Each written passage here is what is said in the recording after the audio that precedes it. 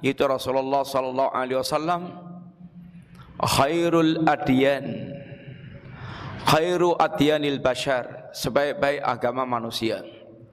Artinya yang agama yang dipakai manusia yang terbaik adalah agama yang diajarkan Muhammad Rasulullah sallallahu alaihi wasallam. Tapi kenapa beliau tidak mau mengucapkan kalimat syahadat la ilaha illallah? Yang pertama, ungkapan Abu Thalib sendiri, laulal masabbah, seandainya tidak khawatir aku dicaci maki oleh kaumku, niscaya dia akan mengikuti atau menjadi penganut agama yang terbaik ini. Di antara yang menghalangi Abu Thalib mengucapkan dua kalimat syahadat adalah kekhawatiran dikecam oleh kaumnya. Dan minta maaf Bapak sekalian, inilah di antara namanya fitnah ketokohan. Fitnah ketokohan. Orang kalau ditokohkan, pengennya menjadi pelindung semua yang ada. Dia tidak pengen menampakkan memihak salah satunya. Ini bahaya banget. Kalau dihadapkan dengan kekafiran, kesyirikan, kesesatan segala macam, dia kemudian ditokohkan, lalu merangkul semuanya dan tidak mau menampakkan memihak salah satu di antara yang ada, ini sangat bahaya banget. Karena berarti tidak memihak kebenaran. Dia punya sikap sendiri tapi dia merasa melindungi, tidak memusuhi kebenaran pula, tapi dia kelihatan melindungi tapi tidak mengikuti kebenaran. Karena ingin merangkul semuanya dan bisa semuanya merasa itu mendapatkan payung perlindungan darinya. Ini sangat berbahaya banget. Karena manusia di dunia itu hanya dua sisi, hanya dua kelompok, Hizbullah atau Hizbus Syaitan. Dia menjadi pasukan Allah atau menjadi pasukan syaitan, menjadi kelompoknya Allah atau kelompoknya syaitan. Enggak ada yang lain. Maka mesti seorang menentukan sikap. Abu Thalib ditokohkan oleh orang Quraisy dan kekhawatirannya dicaci maki oleh kaumnya menghalangi Abu Thalib untuk mengucapkan kalimat syahadat. Yang kedua, termasuk faktor yang membuat Abu Thalib sampai detik kematiannya tidak mengucapkan dua kalimat syahadat, pengaruh teman yang buruk. Pada saat Abu Thalib di detik-detik kematiannya dijenguk oleh Rasulullah SAW, dan Nabi kita mengajak untuk mengucapkan la ilaha illallah, qul ya ami qul la ilaha illallah kalimatan uhaju biha indallah. Paman, ucapkan kalimat la ilaha illallah, kalimat yang akan aku jadikan sebagai hujjah pembela untuk anda kelak di hadapan Allah Subhanahu wa ta'ala. Saat itu ada Abu Jahal dan ada Abdullah bin Umayyah. Keduanya tokoh kafir. Yang kedepannya Abu Jahal mati di perang Badar dengan cara hina, dan Abdullah bin Umayyah masuk Islam. Tapi saat itu keduanya masih tokoh kafir. Maka ketika Rasulullah SAW menuntun Abu Thalib untuk mengucapkan kalimat la ilaha illallah, kata Abu Jahal dan Abdullah bin Umayyah, ya Abu Thalib, atarghabu an millati Abdul Muttalib? Wahai Abu Thalib, apakah engkau benci dengan agama kakek moyangmu Abdul Muttalib? Diulangi Nabi yang kedua, diulangi lagi oleh Abu Jahal yang kedua juga, sampai akhirnya Abu Thalib meninggal dalam keadaan tidak mengucapkan kalimat la ilaha illallah, dan statusnya adalah khalidan finnar, walaupun berada di neraka yang paling ringan, tapi seringan-ringannya azab jahanam. Kedua, telapak kakinya kesulut api jahanam, otaknya ini mendidih. sekalian, ini adalah orang mereka mengakui hatinya mengakui kebenaran Islam, tapi lisannya tidak mau mengucapkan, terhalang mengucapkan kalimat Islam, maka tidak diterima pembenarannya itu. Sampai lisannya mengucapkan kalimat syahadat la ilaha illallah.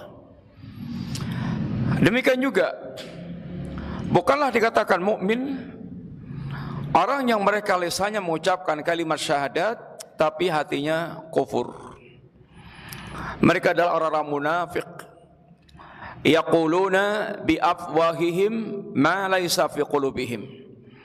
Mereka lisannya mengucapkan kalimat iman tetapi hatinya tidak ada sama sekali. Mengucapkan kalimat yang tidak ada dalam hati dia. Hatinya kosong dari keyakinan yang dia ucapkan la ilaha illallah. Maka semua pengakuan-pengakuan orang-orang munafik adalah palsu. Dan penampilannya adalah tipuan. Wa minan nas may yaqulu amana billah wa bil yaumil akhir wa ma hum bimumin. Sebagian orang ada mengucapkan, ada mengatakan kami beriman kepada Allah dan bahkan beriman kepada yaumul akhir, tapi kata Allah wa ma hum bimumin, mereka bukanlah orang-orang mukmin.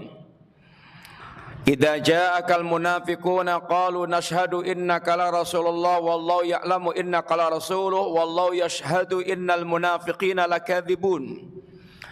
Ketika orang munafik datang kepada Rasulullah SAW, maka ucapannya penuh dengan penekanan, ya Rasulullah, kami bersaksi engkau adalah utusan Allah, dan Allah tahu ya Muhammad engkau adalah utusan Allah, dan Allah menjadi saksi bahwa orang-orang munafik itu adalah pendusta. Tampilannya hebat, menakjubkan dan mengagumkan. Pembicaraannya manis, lebih manis daripada madu, tapi semuanya adalah tampilan tipuan. Wa idza ra'aitahum tu'jibuka jasamuhum wa yaqulu tasma' liqaulihim. Kalau Anda lihat tampilan jasadnya itu, Anda akan terkagum-kagum, menakjubkan Anda. Kalau dia ngomong, pasti Anda akan dengarkan hebatnya omongan dia penuh dengan penekanan. Sering pakai sumpah-sumpah. Tapi Allah katakan, Allah yang menyaksikan, yang menjadi saksi bahwa orang-orang munafik adalah pendusta. Mereka pengen menipu Allah, pengen menipu kaum mukminin, yukhadi'un Allah waladina amanu. Mereka ingin menipu Allah dan menipu kaum mukminin. Tapi hakikatnya mereka adalah menipu diri mereka, yakni sendiri. Iman tidak cukup dengan ucapan tanpa keyakinan dan bukti. Maka sekedar mengucapkan kalimat iman tapi kosong dari hatinya, dia adalah munafik. Yang imannya, ucapan imannya la yanfa.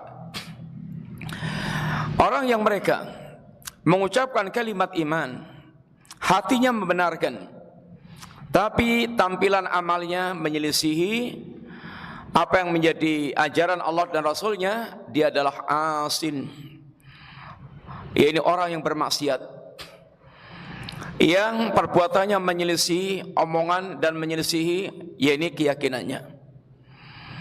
Dia adalah orang bermaksiat, masih muslim tapi dia maksiat, dan maksiat sangat, yaitu rawan al-maksiatu baridul kufri. Maksiat itu bisa menjadi pos yang mengantarkan kepada kekafiran. Memang kita tidak boleh mengkafirkan orang yang mereka bermaksiat, karena maksiat belum mengeluarkan mereka dari Islam, kecuali kemaksiatan yang disertai dengan penghalalan. Kalau menghalalkan walaupun enggak melakukannya pun kafir. Umpamanya dia mengatakan ini zina halal. Zina halal. Ayat yang sangat jelas bagaimana Allah mengharamkan zina, lalu kata dia zina halal. Maka dia telah terjatuh dalam perbuatan, ucapan dan keyakinan yang mengeluarkan dia dari Islam. Dia telah menghalalkan sesuatu yang haram walaupun dia tidak berzina. terjatuh dalam zina tapi dia meyakini haramnya zina, dia masih muslim. Tidak berzina tapi dia menghalalkan zina, dia kafir, keluar dari Islam. Walaupun masih sholat, walaupun haji terus, walaupun umroh terus, kalau dia menghalalkan yang Allah haramkan, kafir. Bapak sekalian, iman qaulun bil lisan wa i'tiqadun bil qalbi wa amalun bil jawari, yazidu wa yanqus, bertambah dan berkurang, bertambah dan berkurang. Iman bisa bertambah sampai ke puncaknya, setinggi langit. Tapi iman bisa berkurang sampai yang paling mendasar, sampai hilangnya iman. Sehingga iman memiliki tingkatan yang sangat banyak. Tingkatan orang yang beriman, tingkatan yang bisa jadi ribuan atau bahkan ini sekian banyak tingkatan yang iman sesuai dengan kadar yang iman seseorang. Bapak sekalian, apa yang akan bisa memelihara dan meningkatkan iman kita, dan apa yang akan bisa menghancurkan yaitu iman kita? Iman itu bisa mengalami usang dan berkarat sebagaimana usangnya baju. Nabi SAW mengatakan, ini innal imana la yakhlaq. Iman itu mengalami usang. Kama yakhlaqut thawb, sebagaimana usangnya baju. Baju dipakai kemudian jadi kena kotoran, kena debu, kena oli, kena segala macam, atau menjadi lawas sehingga bisa jadi usang. Maka kata Nabi, fas'alillaha ayyujaddidal iman. Mintalah anda kepada Allah ayyujaddida imana fi qulubikum. Mintalah kepada Allah agar Allah memperbarui iman anda yang ada dalam hati anda, sehingga membuat iman kita kembali bersih, kembali fresh, kembali segar. Iman bisa mengalami kelesuan, kelayuan, sehingga bagaimana seorang muslim dia menyadari tentang keusangan imannya, kelesuan imannya, kemudian bisa membuat fresh kembali iman tersebut. Dan termasuk kata seorang sahabat, min fiqhi, di antara kefakihan seorang muslim, dia tahu yakni di titik mana iman dia mengalami kemerosotan, mengalami penurunan. Di pintu mana iman dia ini terusik atau iman dia menjadi terganggu. Seorang mukmin dia akan ibaratnya niteni tentang imannya. Saya kalau sudah ketemu barang ini bisa rusak iman saya. Saya ketemu teman ini mesti ndelodor, kemudian akhirnya jak mendem lagi, akhirnya jadi rusak. Orang mukmin dia harus niteni tempat-tempat yang membuat iman dia itu turun, sehingga bagaimana kemudian dia bisa meninggalkan dan kemudian dia bisa mempertahankan iman dia. Bapak sekalian, ada secara singkat ada beberapa faktor yang akan menguatkan dan memelihara iman kita, dan ada beberapa faktor yang akan bisa merusak iman kita. Di antara akan menguatkan iman kita satu, yakni al-ilmu syar'i. Ilmu syar'i, al-ilmu nafi', itu ilmu yang bermanfaat. Al-ilmu nafi', ilmu yang bermanfaat adalah ilmu yang akan mengantarkan seorang hamba ini dia semakin dekat kepada Allah, dan semakin membawa ketaatan kepada Allah, dan semakin membawa kepada kemanfaatan kepada para hamba Allah Ta'ala. Itu al-ilmu nafi'.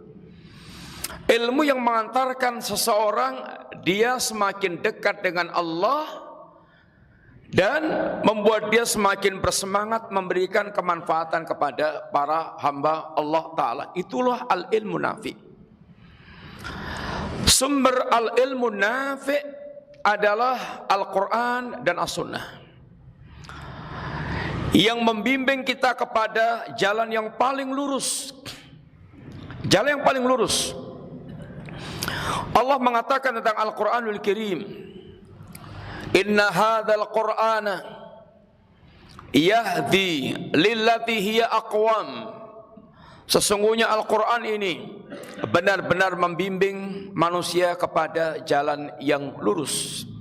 Kalau kita ingin akidahnya lurus, kalau kita ingin ibadahnya lurus, kalau kita ingin akhlaknya lurus, maka jadikan Quran sebagai panduan dalam kehidupan kita. Dijamin kata Allah tidak akan sesat, tidak akan celaka. Fa imma ya'tiyannakum minni huda famanittaba'a hudaya fala yadhillu wala yashqa. Barang siapa apabila telah datang kepada kalian petunjuk dariku, petunjuk dari Allah Subhanahu wa taala, barang siapa yang mengikuti petunjukku, maka dia tidak akan sesat dan tidak akan celaka. Mafhum mukhalafahnya, Bapak sekalian, pemahaman kebalikannya, barang siapa yang dia berpaling dari petunjuk Allah, maka pasti dia sesat dan pasti dia akan celaka. Pasti. Hanya orang menyadari atau enggak itu urusan lain. Ada orang-orang yang mereka sesat dan mereka enggak sadar kalau dia itu sesat. Allah sendiri yang mengatakan, alladzina dhalla sa'yuhum fil hayatid dunya wa hum yahsabuna annahum yuhsinuna sun'a.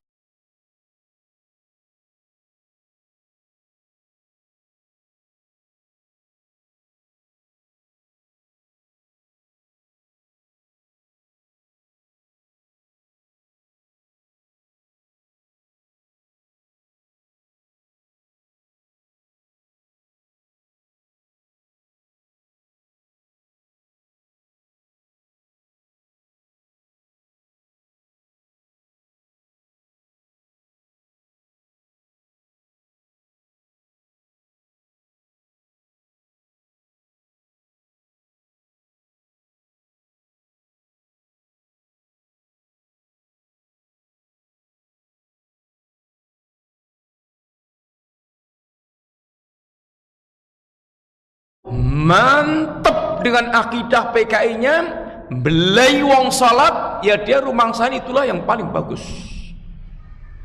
Itulah yang terbagus. Agama ini candu. Agama ini candu. Hanya membuat orang terbius, sehingga dianggapnya orang beragama ini adalah semua inilah perusak.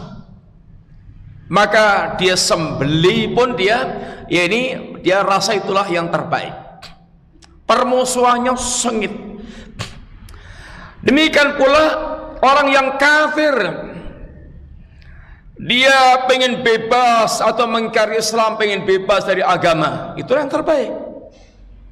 Sehingga bahasa-bahasa kekafiran itu diantaranya itu yang terbaik itu yang tidak terikat dengan agama, sehingga bebas, itulah kemajuan, itulah ini kehebatan modern. Demikian pula orang munafik, dengan kemunafikannya itu dia sok bijak, sok ya inilah yang terbaik, bisa ke sana, bisa kemari, seakan dia adalah seorang yang ulung, seorang yang hebat. Ya hakikatnya munafik, merasa dia bisa merangkul orang kafir, mendekati orang kafir, bisa menipu orang muslim, mendekati muslim. Munafik merasa baik.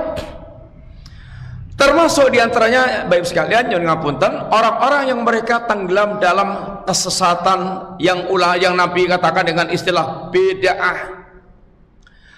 Dengan bid'ahnya itulah dia merasa justru bertakarrub kepada Allah Subhanahu wa taala. Kalau kita belajar sejarah firaqud dhalah, kita mengenal yang pertama namanya Khawarij.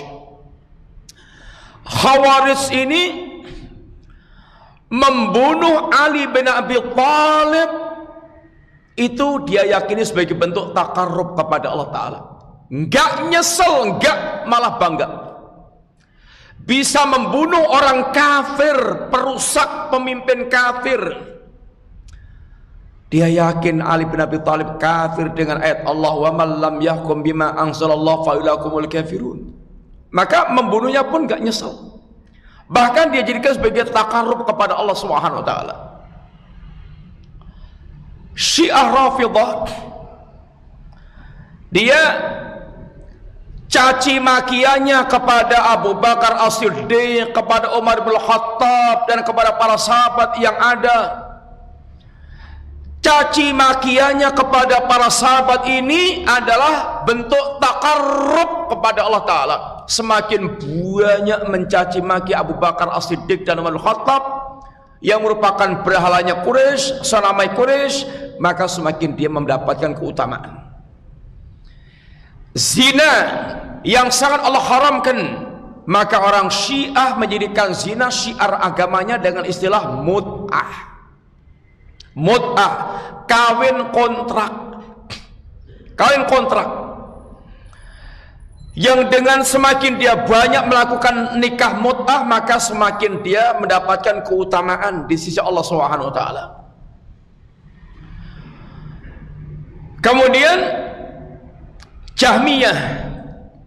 Jahmiyah itu aliran yang dipropel oleh Jahm bin Safwan, yang isi pikiran yang isi kandungannya, yang pemikiran pokoknya itu mengingkari semua nama-nama dan sifat Allah Subhanahu wa taala. Padahal kita tahu persis setiap ayat Al-Qur'an, hampir banyak banget ayat Al-Qur'an di belakangnya yaitu diikuti dengan menyebutkan nama-nama Allah. Innallaha ghafurur rahim, innallaha alimun hakim, innallaha azizul hakim, dan seterusnya. Itu nama-nama Allah semuanya. Maka Jahmiyah semuanya ditolak. Semuanya ditolak. Kenapa sih? Kalau lihat niatnya bagus. Niatnya karena menetapkan nama dan sifat itu berarti menyerupakan Allah dengan makhluk. Menyerupakan Allah dengan makhluk itu kafir, musyrik. Maka untuk terhindar dari kafir dan musyrikan, maka yaitu ditolak semua nama dan sifat. Dan yang semisal dengan Jahmiyah dalam Mu'tazilah, tapi kajiannya lebih ringan lagi. Kalau Mu'tazilah menetapkan yaitu nama menolak sifat. Pikiran dasarnya sama. Menetapkan nama berarti menyerupakan Allah dengan makhluk. Sama pikirannya kelihatan bagus. Maka firaqud dhalah, kelompok-kelompok yang sesat ini, dia dengan kesesatannya itu mantep, karena dia merasanya itulah jalan dia yang lurus. Itulah jalan dia yang lurus. Makanya mereka pun merasa itu mantap dengan keyakinan itu.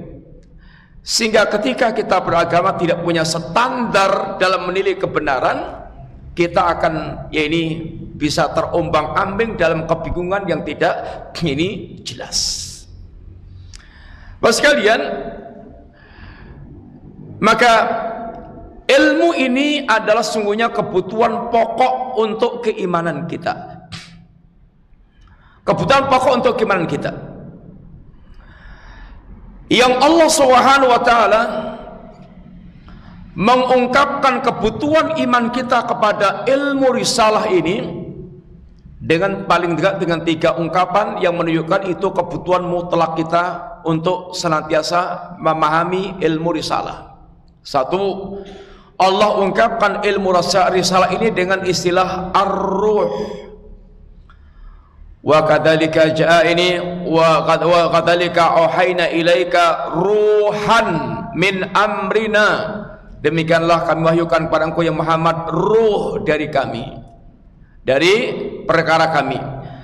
Allah ungkapkan wahyu, wa kadzalika auhayna ilaika, kami wahyukan kepada engkau ruhan. Wahyu ini Allah ungkapkan dengan ruh.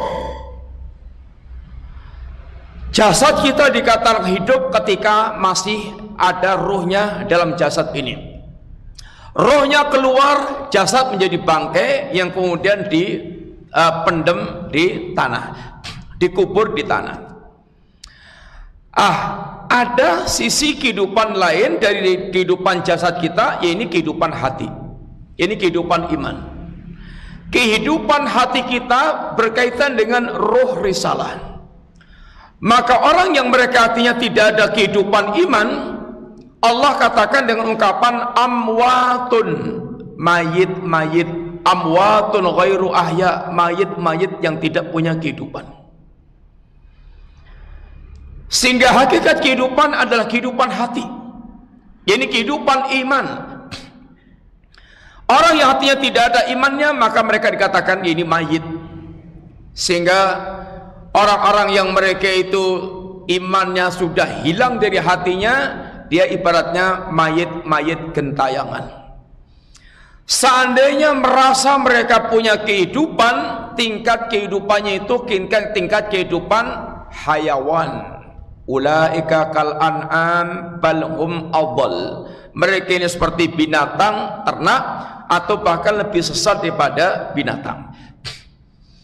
Kehidupan roh keimanan, roh kehidupan iman kita sangat berkaitan dengan sejauh mana dia berinteraksi dengan risalah yang diturunkan oleh Allah Ta'ala.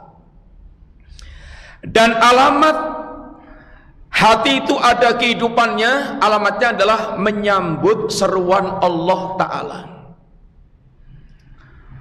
Kata Allah, ya ayyuhalladzina amanu stajibu lillahi wa li rasuli idza da'akum lima yuhyikum. Wahai orang beriman, sambutlah seruan Allah dan Rasulnya ketika Allah dan Rasulnya menyeru kalian. Yang menyambut seruan Allah dan Rasulnya itu akan memberikan kehidupan iman kalian.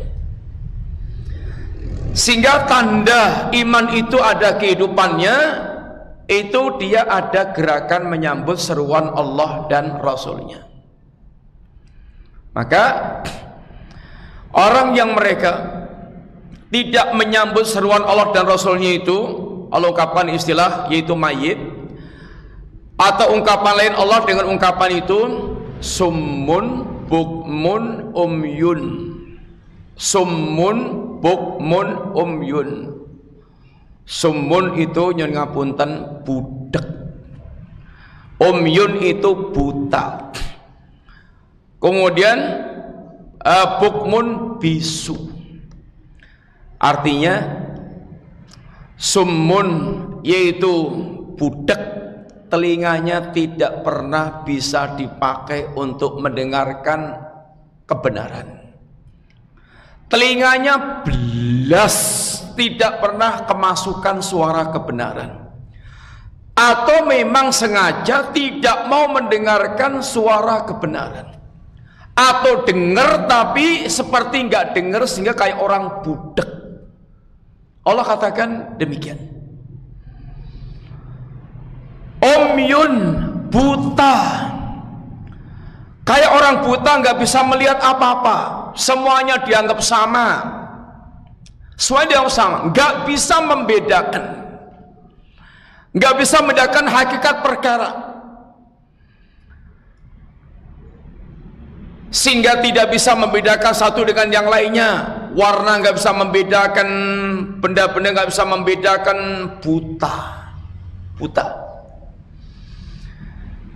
buta terhadap hakikat kebenaran. Kata Allah, la ta'mal absar walakin ta'mal qulub allati fi sudur. Yang buta itu bukan mata kepalanya, mata kepalanya itu melek, mata kepalanya itu lihat, tapi yang buta itu mata hatinya, nggak bisa membedakan al-haq dan al-batil, nggak bisa membedakan hakikat ini tauhid dan syirik, maksiat dan taat, sehingga semuanya itu dianggap adalah jalan yang sama. Ini adalah kebutaan. Dan dikatakan ini bukmun bisu, lesannya itu lesan yang tidak bisa mengungkapkan kebenaran, nggak bisa membatilkan kebatilan, nggak bisa menegaskan al-haq itu hak, nggak bisa. Sehingga lesannya keluh, lesannya membisu. Untuk bisa bicara yang hak itu bisu.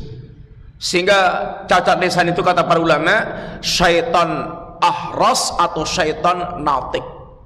Syaitan natik kalau bicaranya setan, setan ahras kalau diamnya setan. Alias dia tidak bicara yang hak, dia diamnya itu justru merugikan al-haq. Harusnya bicara dia diam, harusnya diam dia ini berbicara. Ini adalah kehidupan orang yang mereka ini hatinya tidak ada kehidupan iman.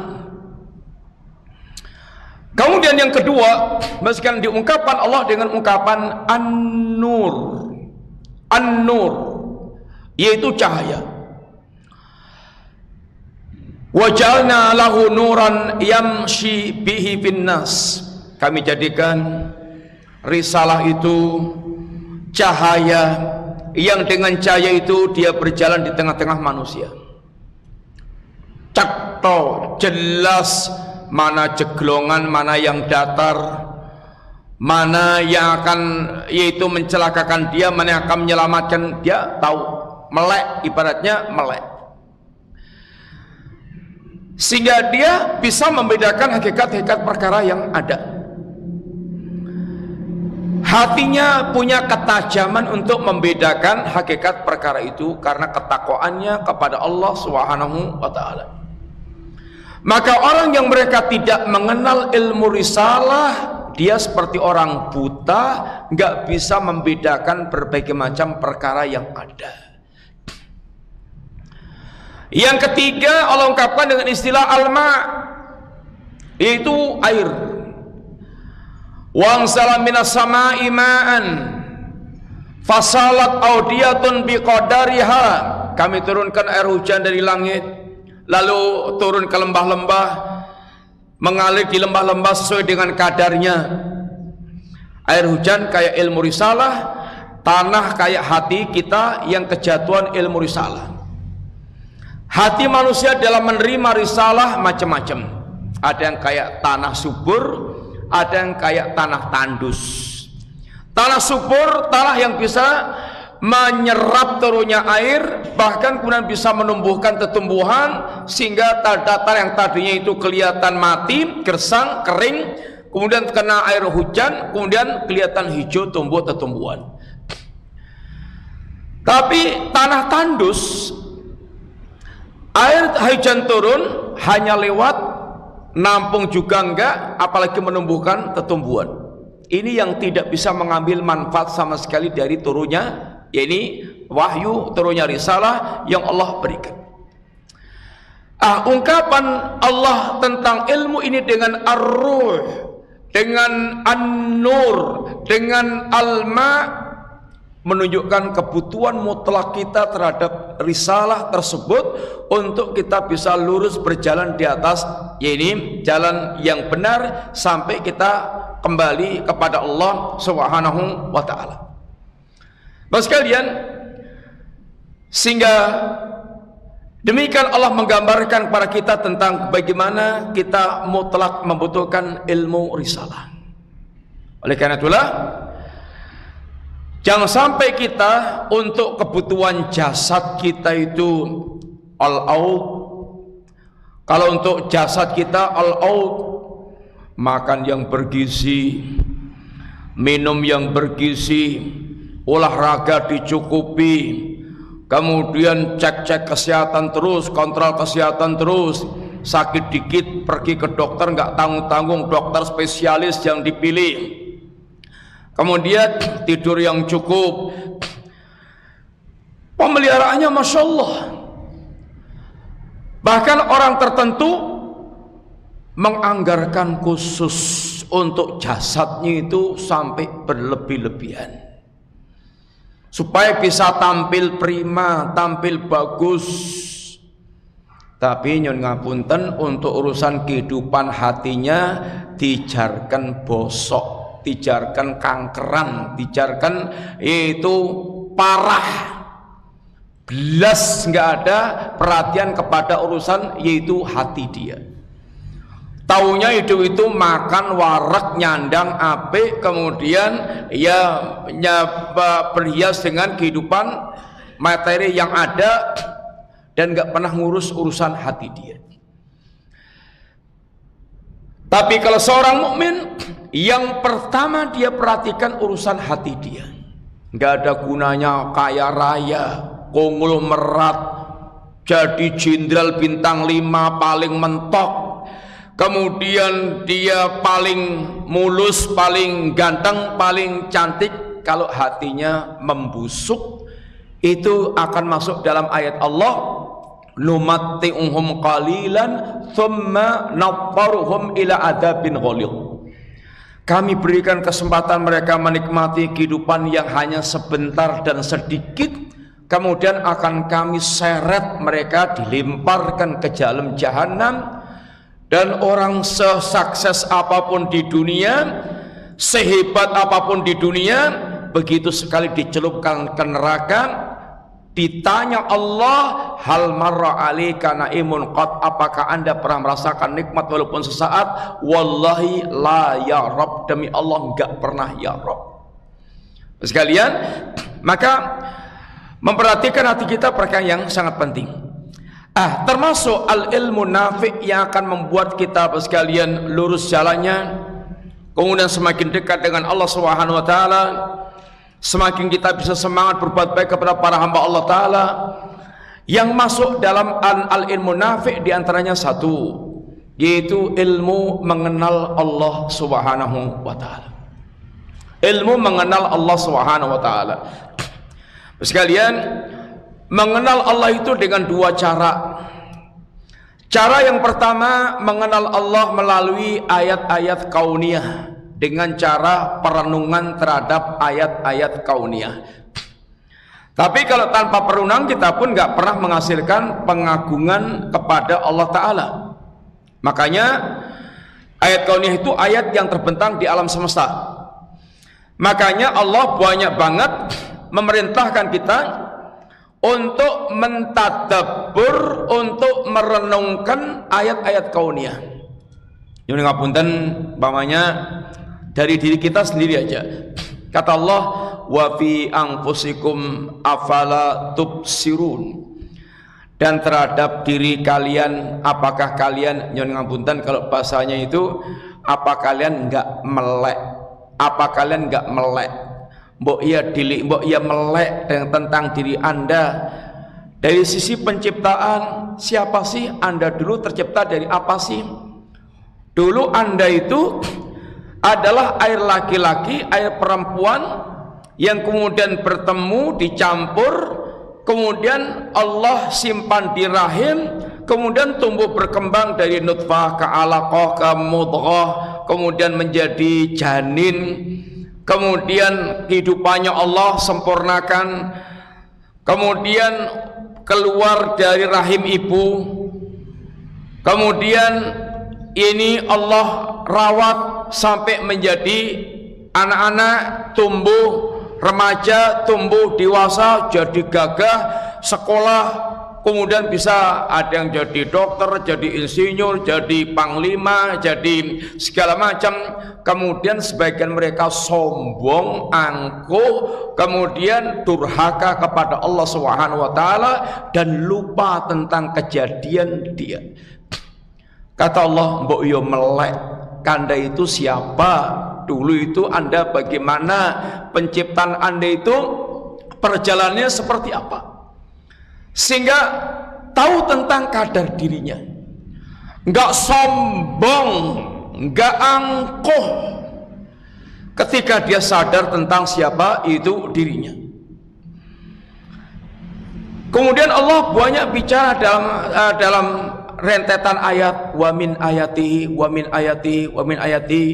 Panjenengan bisa simak umpamanya dalam surat Ar-Rum mulai ayat yang ke-20 terus jalan lagi ke bawah-bawah ke berikutnya, itu bicaranya tentang wa min ayatihi wa min ayatihi. Sehingga kita diajak merenungkan tentang tanda kekuasaan Allah Ta'ala. Intinya Dalam setiap ciptaan Allah, apapun yang akan kita ambil jadikan sampel, di situ akan ada tanda kekuasaan Allah Subhanahu wa taala. Kesimpulan orang yang mereka ulil albab yang merenungkan tentang ciptaan Allah, Rabbana ma khalaqta hadza batila. Ya Rabb, tidak ada yang sia-sia dalam setiap ciptaanmu ya Rabb. Semakin orang merenungkan tentang makhluk-makhluk Allah, maka akan semakin dia mengagumi tentang keagungan, keluar biasaan Allah Ta'ala. Bagian ini dipelajari oleh kawan-kawan kita yang kuliah di kedokteran, kuliah di geografi, kuliah di geologi, kuliah di fakultas-fakultas yang ada. Tapi nyun ngapunten, karena dari awal memang niatnya bukan untuk merenungkan ayat-ayat kauniyah, niatnya itu nyun ngapunten lulus sukses gampang, kuliah duit banyak, tawaran pekerjaan, ya akhirnya apa yang menjadi inti yang harusnya dia itu mendapatkan hikmah dari mengetahui itu semuanya nggak masuk. Yang masuk itu duitnya biro, dapat pekerjaan apa. Itu yang akhirnya tidak membuat dia melihat Allah Ta'ala atau keagungan Allah Ta'ala di balik ciptaan yang ada. Yang kedua, mas sekalian, mengenal Allah dengan melalui nama-nama dan sifat Allah Ta'ala. Ini sangat penting, karena akan tergambar dengan sangat jelas siapa itu Allah, dan akan berkaitan dengan kesempurnaan ibadah dia kepada Allah Ta'ala. Maka naruhin sekalian, mudah-mudahan manfaat. Wassallallahu ala nabiyyina Muhammadin wa ala alihi wasallam. Subhanakallahumma wa bihamdika asyhadu an la ilaha illa anta astaghfiruka wa atubu ilaik. Assalamualaikum warahmatullahi wabarakatuh.